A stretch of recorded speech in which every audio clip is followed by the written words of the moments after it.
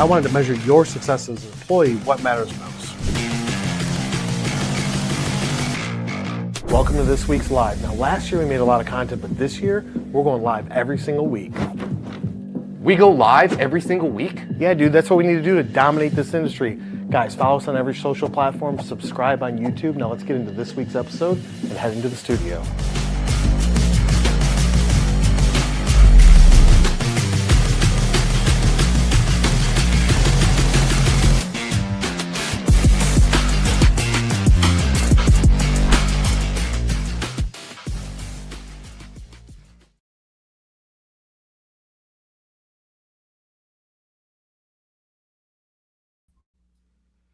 What's up, guys? It's Alex. I'm the sales manager here at MFG Tribe. We are whapping out another live here. I got Lara, the OG, doing the live today. So hopefully we'll get back to maybe a little bit more comfort level. Maybe I won't be so tomato red when we're doing this one because I do have Lara's pretty face to look at. And then when I don't have much to say, she tends to assist me and try and fill my lines out. So we'll see how this one goes. This one's going to be an exciting one, guys. This one is admitting your strengths and weaknesses in sales. This one doesn't necessarily only apply to those guys in sales or those gals in sales. It applies to everybody. If you're able to admit your strengths and weaknesses and really able to identify your strengths and know what your weaknesses are, no matter what job you have, you're going to be better at it. You need to understand everybody has weaknesses and everybody has strengths. You need to play to those. You go in any sports that you're in there, even the top players, you know, LeBron James, Aaron Judge, everybody in sports out there, even the top players have weaknesses and they have strengths. Aaron Judge weakness is that he strikes out a lot. LeBron's James weakness might be that he's getting older. You know, everybody has their weaknesses. All right, so let's get real. Let's get down and into it. You've probably been told a million times in sales that you guys have to stay confident, and that is key. However, being able to identify your strengths and weaknesses can also add to your confidence level, because if you understand what your weaknesses are, you can utilize that and you can make them maybe not as weak as you are today. You know, make them better, make them not weaknesses, make them just normal things that you guys are going in about. What if I told you, however, that being able to admit those weaknesses and being able to identify those weaknesses could make you a better salesman? By the way, Laura, which one am I supposed to be looking into? It's this one. See, I'm looking at the wrong one already. Got to focus on this one. So you got to be setting expectations. You need to set yourself expectations. You need to set yourself goals. You need to understand that, again, those weaknesses and those strengths, playing to them is going to make you a better person and a better employee overall. So first of all, we're going to break down what you should be doing when you're setting up expectations in order to be a self-aware sales superpower. I'll share some personal stories. I'll share some insights, some tips and tricks that I've learned over the course of being in sales, as well as working for the governor, as well as all the other, you know, jobs that I've done in my past. And then we'll open it up some Q&A. So stick around. This one's going to be valuable. So number one, I'm going to go in if we have this here. Let's see if it works. Check device power. Device power is on. Come on now. There we go. Going into section number one, why strengths matter. This one's going to be a quick and easy one. If you're a sales guy, you know, every salesperson doesn't actually know what they're really good at for the most part. The ones that are out there that have been sales guys for years, the ones that have been successful, the ones that are those high ticket closers tend to be the ones that actually know their strengths. Sometimes it takes years. Sometimes it takes, 10, 20 years for you to really understand what your strengths are. Because if you're young, you're out there learning. You can't necessarily go, this is a weakness if you hadn't have an opportunity to learn and try and make it better. You also need to be able to go, okay, hey, I've put enough time into this. I should be stronger at this. This is obviously something that I'm not good at. However, if this is 5311, right, Lauren? 5331. Yeah, there we go. It's just going to keep going off. So what was I saying? We're going into strengths. Got sidetracked there. We'll go back into the strengths. So being able to identify those and being able to go, okay, hey, these are my strengths, these are my weaknesses is really important. One of the earliest memories that I have of being able to identify something that I know that I'm strong at is that relationship building. This was something even before I came into sales that I was able to identify. I've told stories before in the past in school that I always had a large quantity of people. I wouldn't necessarily consider them friends. I'm a very close-knit. I like to have my close-knit tight friend group, but I had a lot of people. Everybody knew who I was. It was one of those that I was the tall ginger in high school and college. Everybody knew who I was, knew who my name was. I was able to interact with all these. I was able to identify early on that relationship building was one of the strengths that I had. And relationship building is something that's not only needing to be utilized in sales, relationship building is in everything. You need to sell yourself when you have a job opportunity. If you're out there going for, applying for job positions, applying for those new C-suite level, whatever level that they are, you're having to go out there and sell yourself. So being able to fill and build those relationships, because no matter where you go, relationship building is going to be important. So early on, again, going back to the story, I figured out that relationship building was one of my strengths. Now, I started working off of that pretty early on in my career, not only when I was in sales, but when I was working for the governor, when I was doing other job positions that I had, being able to develop the relationships also within the company that you work for. Because if you're not liked, people are not there to or going to be likely to help you. They're not going to go out of their way to help you. It might be one of those things that they're just there to help you just because they have to. If you have those relationships early, you're going to be able to build on that and be able to be a better employee overall. Okay, so the key is to lean into, I went over that for a little bit. The key is to lean into those strengths. So in order to lean into those strengths, you need to identify what you're good at again. So whether that be closing, whether that be objections, whether that be relationship building, whether that be proposal creations, there are so many different aspects. And I'm going to focus on the sales portion of this because this is really what I'm out here to do, is to teach the sales guys. But you can really utilize this in any job position that you have.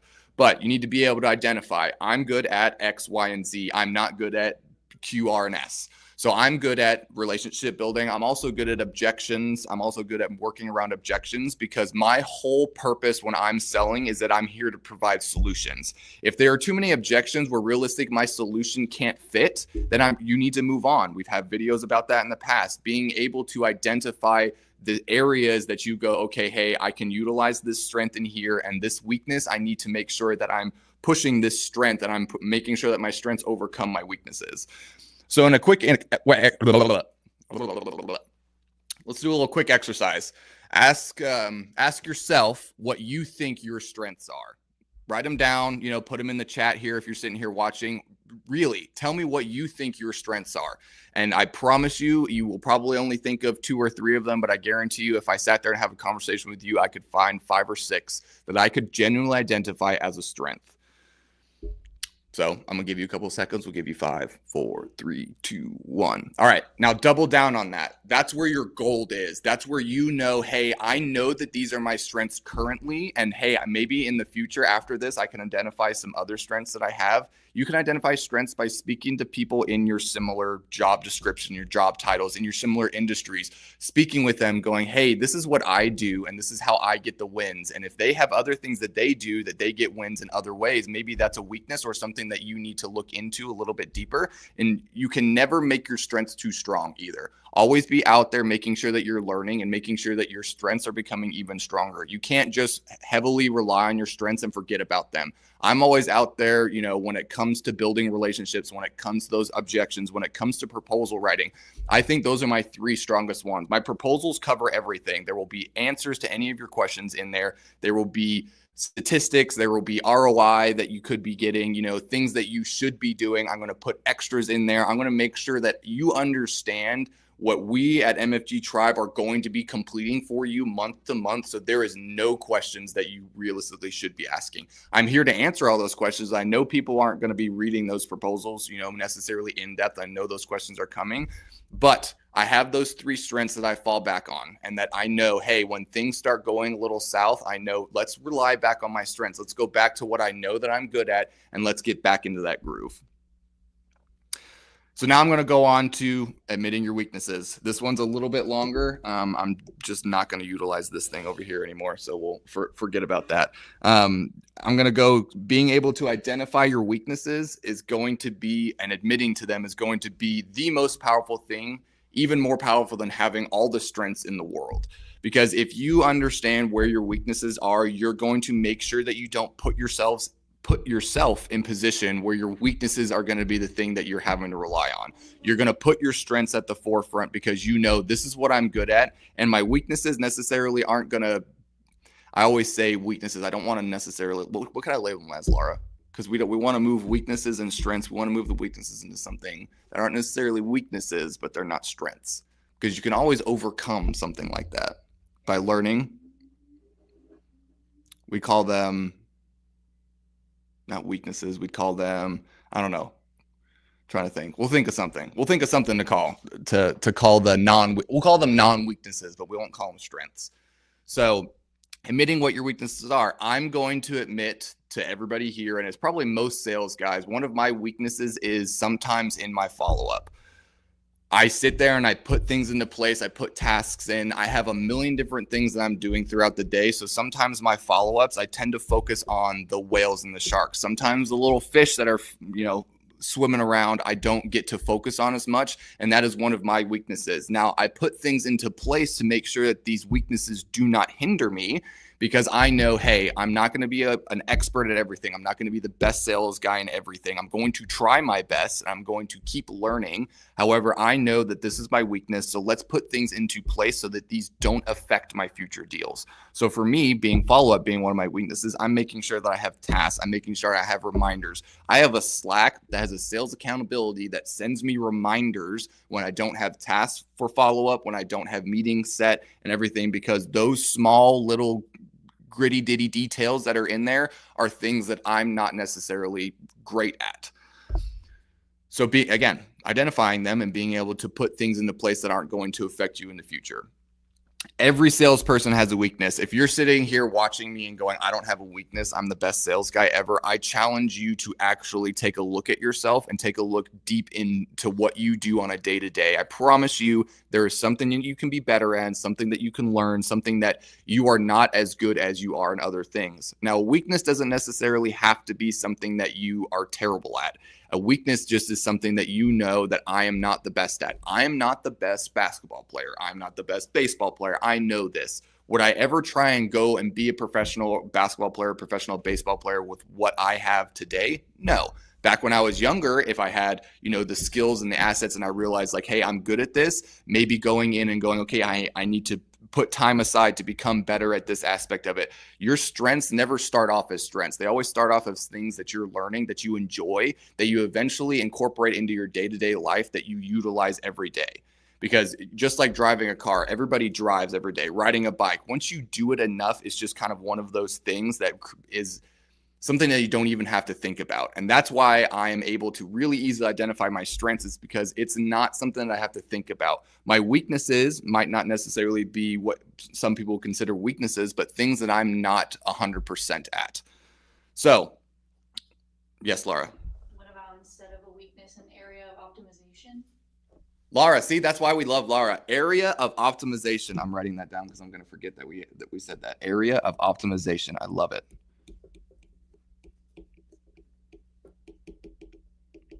Okay, is my spelling correct? Oh, look at that. Spelling bee, A+, I win, gold medal. Spec optimization. So area of optimization, that's what we'll utilize that as. So going to go in a quick little story time here again. One of the times, and it was when I was young, and being young is one of those really difficult things, especially, even as a man, being able to admit your faults and admit your weaknesses and go, okay, I'm not good at this. One of the first big deals that I had coming in whenever I was here at MFG Tribe with Kyle. Kyle was, on the deal with me. He explained to me what I needed to do. We had the standard operating procedure that, and this is going to disappear now.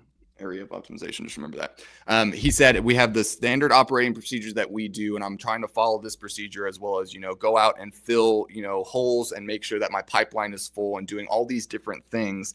And I let, some of these deals slip through the crack. And I was really upset whenever I lost one of these deals. And one of the deals came back and it was one of those that, hey, the follow-up wasn't there. There was one of the competitors was answering quicker than you were when it came to it. Yes, you guys were a better fit, but when when they were optimizing or when they were editing their proposal, they were back into them within 2-3 hours. I was like, okay, hey, look, maybe I need to take a look at the process that I'm doing and making sure that even if I do go, okay, hey, I'm going to complete this, I need to also follow up with them and go, hey, I'm going to have this done for you within a day, within 24 hours, within 48 hours. I know that I get overwhelmed when there's a lot of things coming in. So I need to make sure that I sit there and I plan my day out accordingly. I time block. That is one of my biggest things. Another one of my biggest things is time management. I realized that in that given moment, I was trying to do 800 different things, and that all at the same time, and doing 800 different things at the same time is not going to be beneficial for you. So I had to sit down and go time management, and now those kind of things don't happen. I time block my calendar. I go, this is when I'm doing X, Y, and Z. This is why I'm doing Q, R, and X. This is why I'm doing A, B, C. So then throughout the day, I know that I've completed everything that I need to complete. And at the end of the day, I know that I've done everything that needed to be done throughout the day. Laura's going to mess around, see if we can't fix this so this ugly thing isn't there. All right, so admitting your weaknesses don't make you look weak. Admitting your weaknesses actually in leadership, especially in leadership positions, can make you look stronger.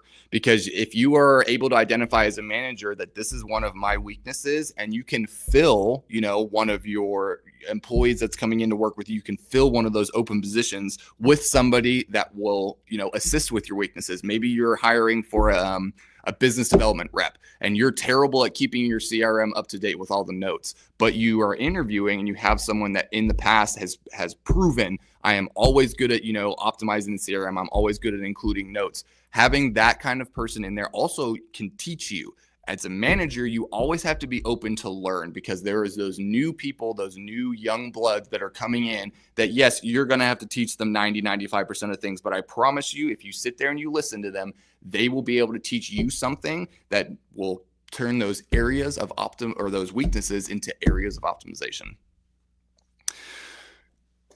Okay. So also, once you admit your weaknesses, you can either improve it or compensate for it. So I kind of mentioned that you can improve your weaknesses by continually learning, continually going, okay, hey, I need to make sure that I need to maybe do a little bit more editing when it comes to proposals. I need to maybe take some time to learn the process a little bit better. Maybe you need to take a chance to learn an industry. Maybe you're a sales guy that sells into multiple industries, and you have 3 industries that like the back of your hand, but you have 1 or 2 industries that when they come in you're not as strong on. So maybe go out and learn that industry a little better. Maybe go and speak to those industry professionals. Maybe apply or sign up for some of those newsletters so that you're learning, so that you turn those, again, weaknesses into areas of optimization. And then who knows, you can turn a weakness into a strength. I've done it before. I've done it where I had confrontation used to be one of my biggest areas of weakness. I tried to avoid confrontation all the time. I think it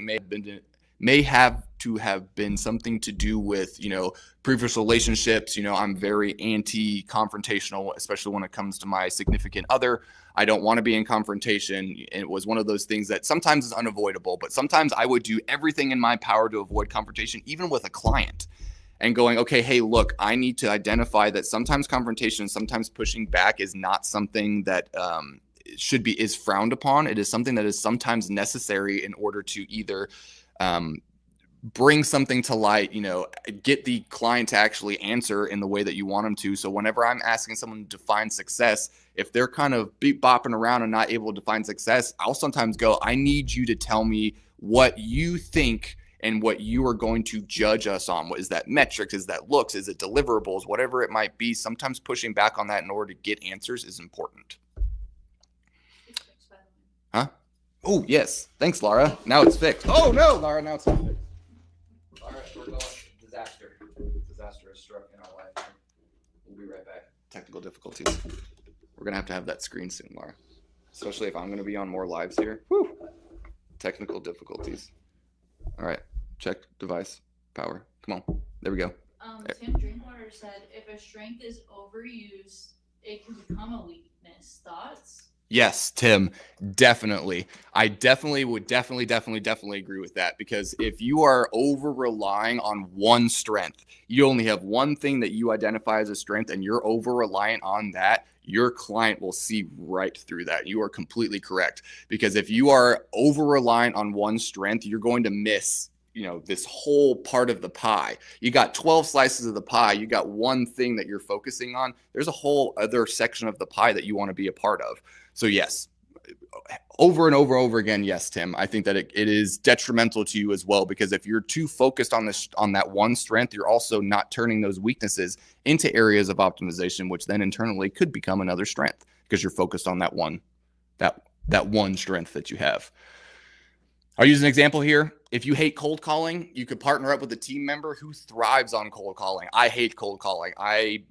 Kyle and I and our sales guys, we do cold calling. It's one of those, we consider it warm calling, but if you're actually going to go to cold calling, I hate cold calling.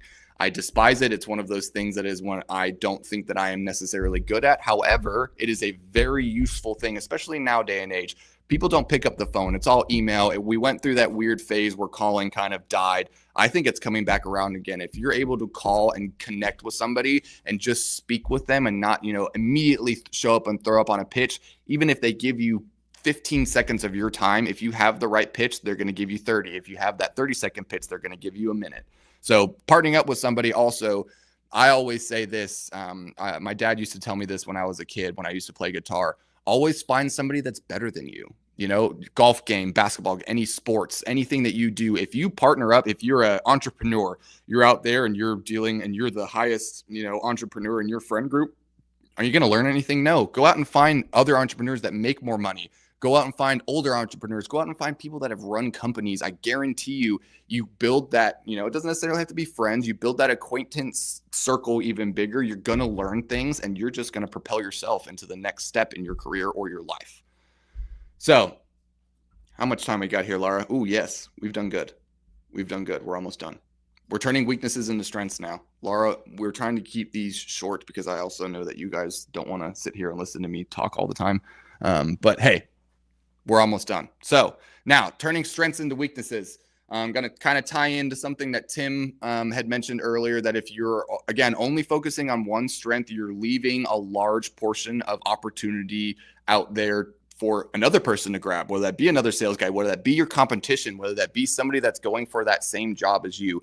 If you are only focused on that and you're not trying to turn your weaknesses into areas of opportunity or optimization and then into your strengths, you're losing. You're going to be on the back foot. You're going to be behind when it comes to everything in life.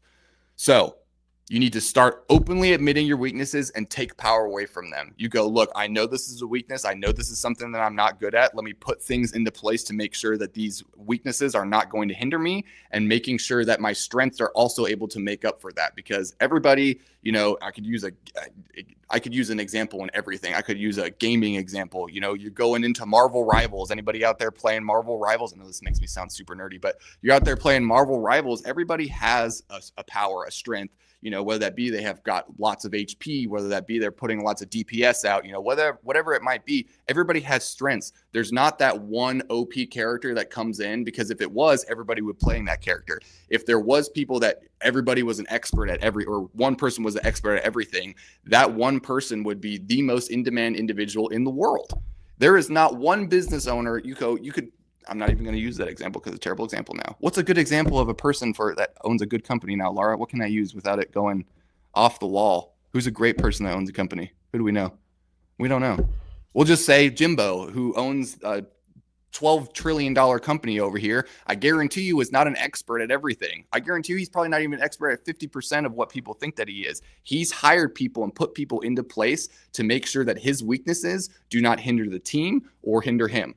His strengths are driving the company, but his weaknesses are also not other people's weaknesses. His weaknesses are other people's strengths. So he's just there, and you can learn that. So the other benefit is that it creates an opportunity for team collaboration. If you admit to your team that this is your weakness, I admit to my team, like, hey, sometimes I space out at the end of it's end of a long week, everything like that. Laura knows, she'll come into me, both of us, our brains are fried.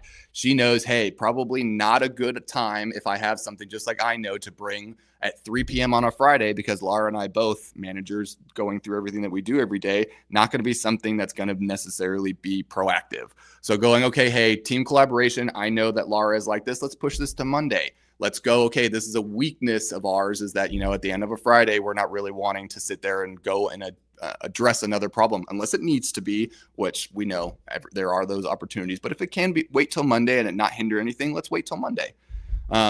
But that team collaboration, again, you're able to really form a relationship. It's just going to come back to form a relationship, because if you're honest with people and they know, hey, they're not necessarily the greatest at this, but they might be better than you, they're going to go out and they're going to assist you. I have people that, I have weaknesses on that help me, and they have weaknesses that I help them. I have account managers that don't like confrontation. I'm completely fine with it now. If a client is not responding and not giving us approvals, which some of you clients out there, please give my account manager some approvals. They're trying their best. I reach out to them and I go, hey, look, I was actually going to accidentally say a client's name, but that's just because, it's just my example name, Greg. We'll just use Greg as an example. Hey, Greg, we've handed over 2 articles for you. We haven't seen that you've approved them. We need these approved before we can, move on to the next step. Sometimes the account managers aren't necessarily wanting to be the ones that are really pushing them as hard as I will. They're obviously following up, but sometimes I got to come in and go, Greg, dude, we can't do anything and you're paying us X amount of dollars a month. We can't move on to the next step until you approve this. So I'm one of they utilize me and I utilize them if I need to get a note to a client sometimes. So, all right, we're going to wrap it up. We're going to go for a break real quick. Give me some questions if you guys have them. I know this one was a little bit longer than it maybe should have been, but I'm trying to keep them short, trying to keep them under 30 minutes. Laura, anything? Do I need to say anything? Add anything? Okay, she's shaking her head. So we'll be right back.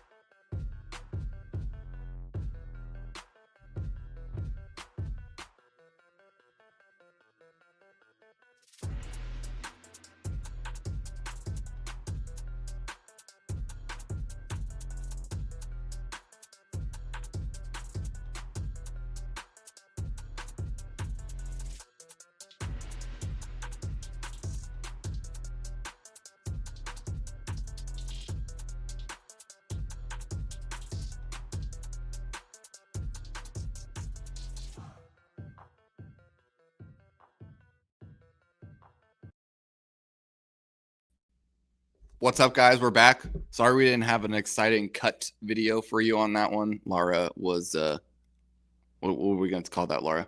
I just goofed. You goofed. Well, it wasn't a goof, though. You haven't done this in a really long time.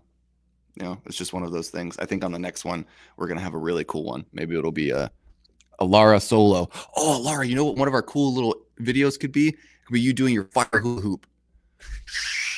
That would be sick.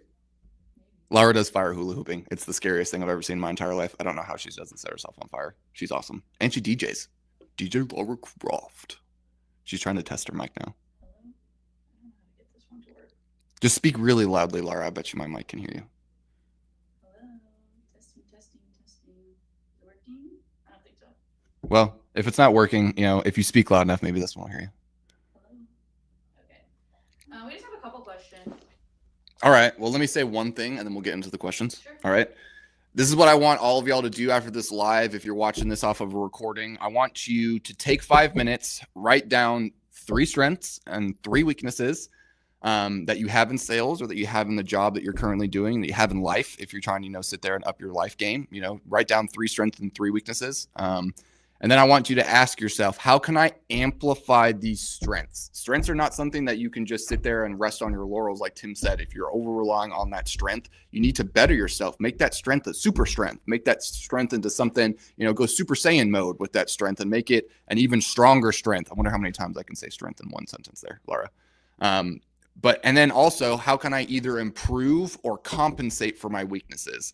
If you have a strength that can compensate for a weakness, or if you have an area that you can, implement AI or implement some sort of tactic or standard operating procedure to make that weakness not a weakness, identify that and maybe implement it. It could be something super simple. Again, like time, I sit there and I say time looping, my time blocking that I have, that is one of them. The moment you do and you're able to identify those, watch, you will feel more confident and your sales game will just be that much stronger. Your life game, any game that you have, it'll be that much stronger. All right, now I'll open it for Q&A. Just wanted to say that real quick. One last ditch effort. I'll figure that out for next time, I guess. Yeah. You've got a lot of technology over there, Laura. I don't know how you can tell the difference between anything. Let's see. What if I'm selling to multiple industries, but passively through marketing? How can I improve or work on my lead generation and sales closing? Yeah, that is kind of what we do. Okay, let's break that down again, Laura. That was multiple questions. Let's go to the first one. Reread it. Improving or working on lead generation and sales closing. Okay, so if you're improving lead generation, if you're following us along, you need to be out there on LinkedIn. You need to be out there, doing the cold calls, sending those email sequences, being out there at trade events, making sure that all the leads that you're bringing into, if you're using a list building platform or a list building software, making sure that you're going after the strategic accounts, making sure you're going, okay, hey, if I'm going to be putting my time into these, yes, you need to have some fish in your pool, but you really want to be going after your sharks and your whales. The fish are there, don't ignore them, but you really want to go, okay, if I only have a set number of time and a set number of time in a day, whatever it might be, going after the ones that are worth your time and worth your effort. If you're going, hey, these are not necessarily aspects or avenues that I realistically should be taking and they don't have a high chance of closing, maybe put those on the back burner. Don't ever leave those opportunities to just die, but also focus on the ones that are going to be your highest probability. And that will increase your lead gen in and of itself, because I don't consider a lead necessarily a lead until they've come in and talked with me and gone, yes, I'm interested, and raised their hand, because that is a genuine lead. You have clients, you have cold potential clients, all that kind of stuff in your list. But if you're genuinely considering a lead is when they raise their hand, making sure that you're out there on multiple different platforms, calling, email, LinkedIn, all that. What was the second part of the question, Laura? I feel like you kind of covered most of it. Oh, okay. Are you sure? Didn't miss anything out? They just give us like context at first. Okay. And then if you don't have that time, real quick pitch, if you don't have that time that you're able to implement that, maybe you're a 2 or 3 person sales team and you're like, look, my marketing, and I have a 1 person marketing team that's not able to, necessarily put out all this that I just listed. Either partner with a marketing agency, partner with us here at MFG Tribe, partner with somebody, that best fits your industry. We're a B2B and industrial focused. So making sure, hey, if you're a restaurant out there, and go pair with a restaurant marketer that knows restaurants specifically. Because, it is, Kyle uses it, I forget which the famous person is, buy back your time. If hey, these are the things that I'm good at, again, identifying strength, these are the things that I'm good at, making sure that you're going along these are what I'm good at, and filling those weaknesses, with a marketing team, with a marketing professional. You don't necessarily just have to hire a marketing agency. Tying a marketing agency with a marketing professional is probably one of the most powerful things that you can do, because you have one person that knows within your internal team what you guys are doing, as well as relaying it to the outside marketing agency. So that was a quick little pitch on why we're so awesome. Next question, Laura.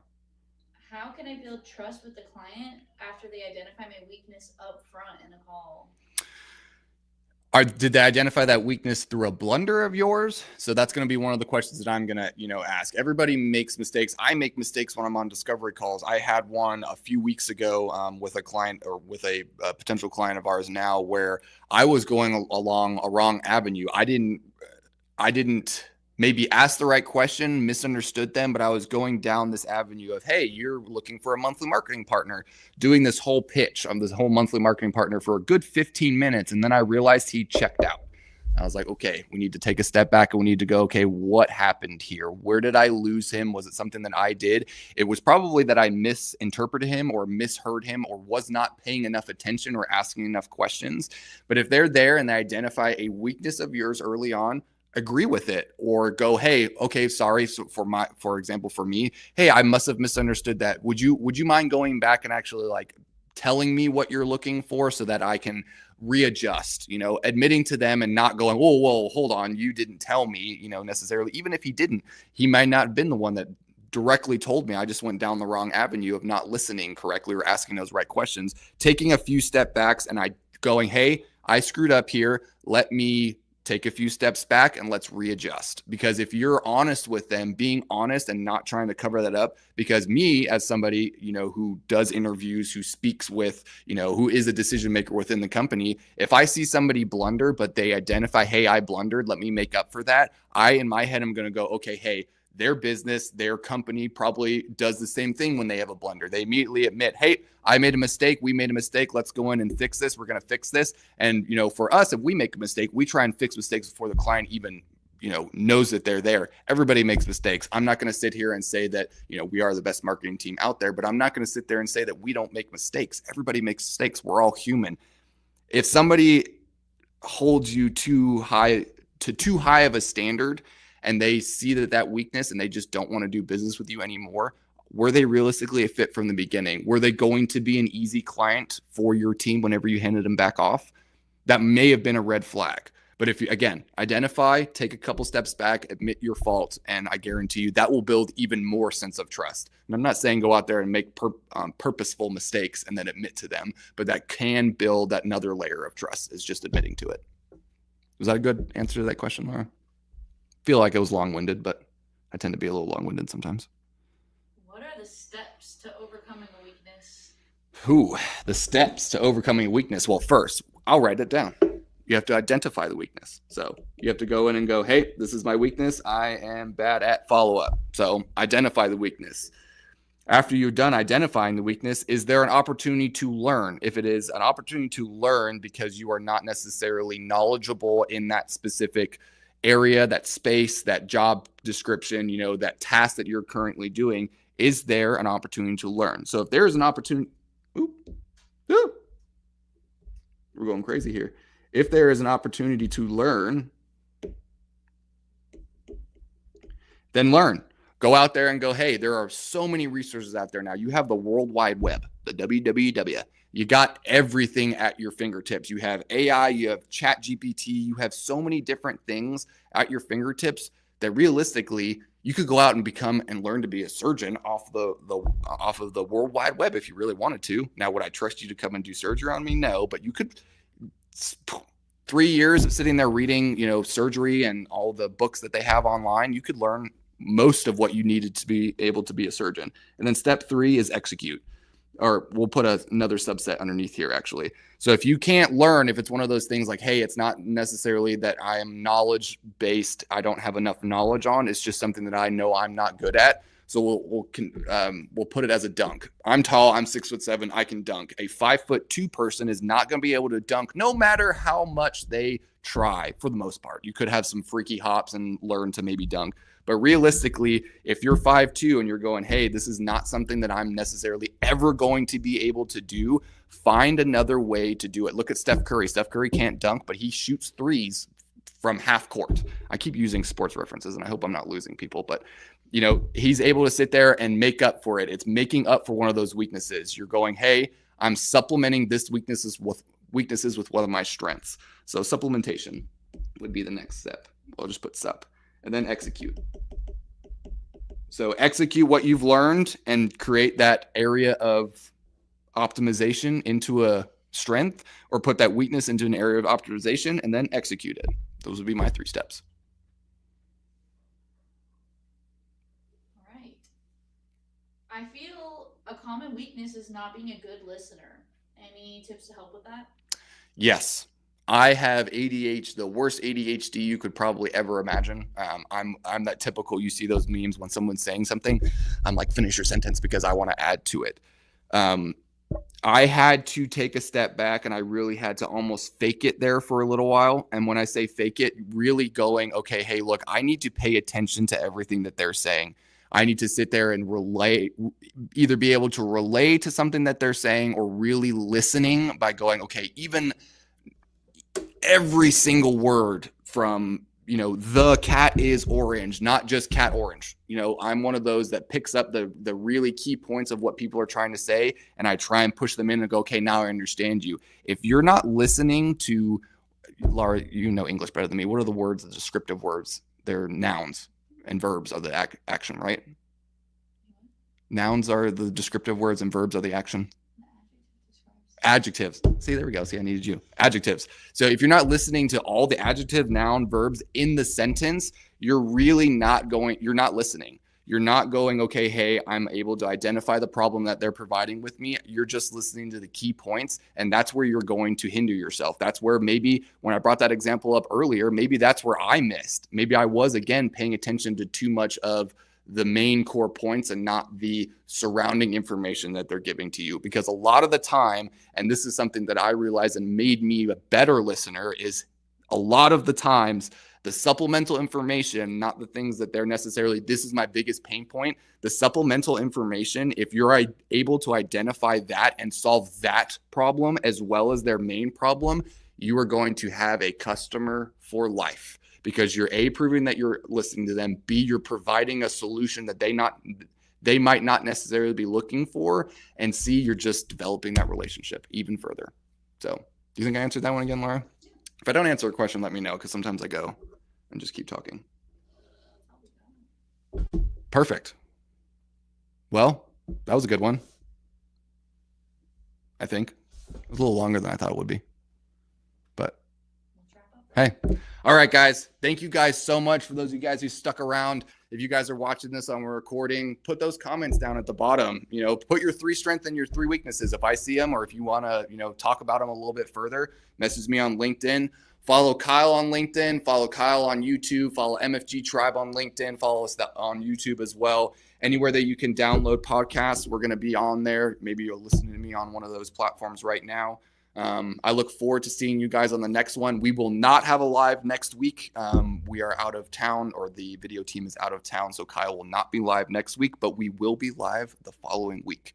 I'll catch you guys on the next one. Have a great rest of y'all's week.